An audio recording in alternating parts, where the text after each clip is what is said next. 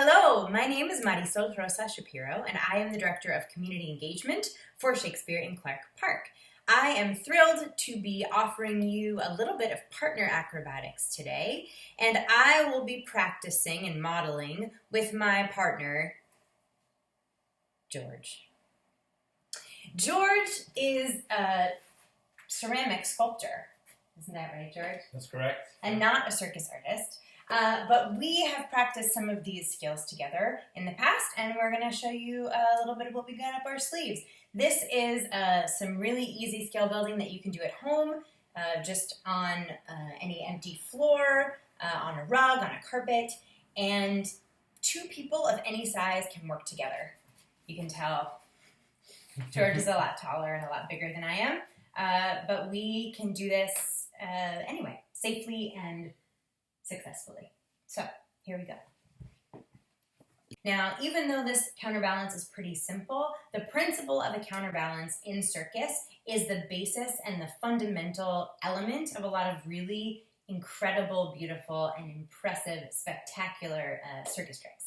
So we're going to learn a basic counterbalance. So we're going to start by coming nice and close together. Our toes are actually pretty much touching. We're not practicing physical distancing right this moment, but we share a house, so we're breathing the same air all day anyway. And then we are going to find what we call circus grip. So to do this counterbalance safely, we're not going to hold hands.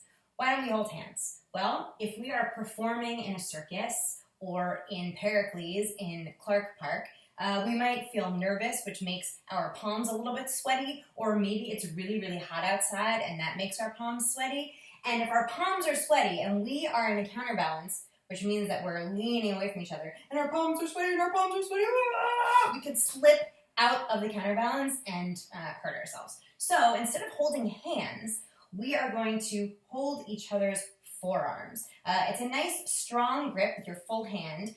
Don't be shy. Make sure you're not like just doing pincers with your pointer finger and your thumb or something like that. You're going to really hold on nice and tight to your partner's forearms. Our toes are together. We're going to make our bodies nice and straight and vertical. In a moment, we're going to lean away from each other to find our counterbalance. Now, it's very important when we lean away from each other that we keep our bodies nice and vertical and straight. So I'm not going to stick my booty out, and I'm not going to bend my knees like this. We're going to stay nice and straight like this. So our toes are together. We're in a circus grip. We're going to make eye contact. We'll nod when we're each ready to go. And then with our nice straight bodies, we're going to lean back nice and slowly until our arms are straight. Now you can see that because I'm smaller and I weigh less, I've gone further out to make the counterbalance balanced.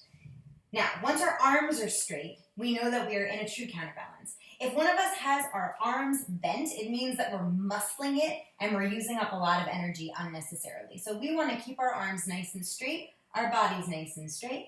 And then, once we've found our counterbalance, we're super solid. We can shake our arms and we're not going anywhere. But we're going to level this up a tiny bit. So I'm going to squeeze my partner's arm right here, which is the signal for us to both let go of our hands and we maintain our balance while we wave at you. We come back together. We can do the same on the other side. Hello. Beautiful. And then when we're ready, we're going to come back together with our bodies still nice and straight. Drop our arms, and that's our basic counterbalance. The second skill that we're going to practice is a haystack.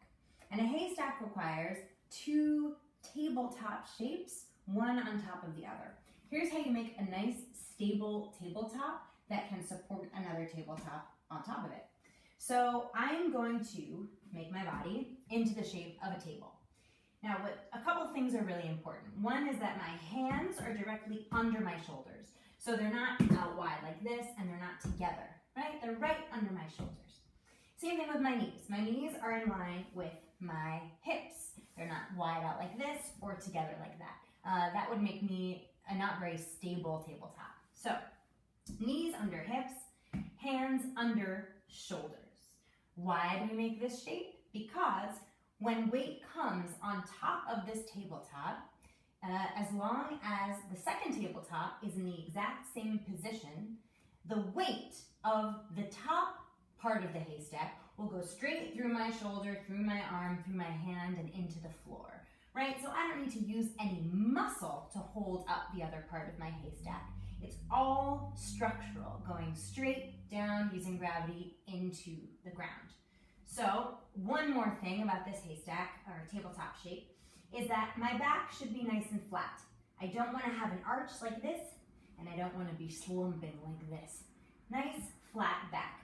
And then this tabletop is ready for another tabletop on top of it. Et voila! We have a tabletop. So to make our haystack, I'm going to come close to my partner here, and I will ask whether my partner is ready. Are you ready? Ready. Fantastic. So to stack one tabletop on top of the other, I'm going to take one hand, put it over my base partner's shoulder. My other hand is going to go on his other shoulder.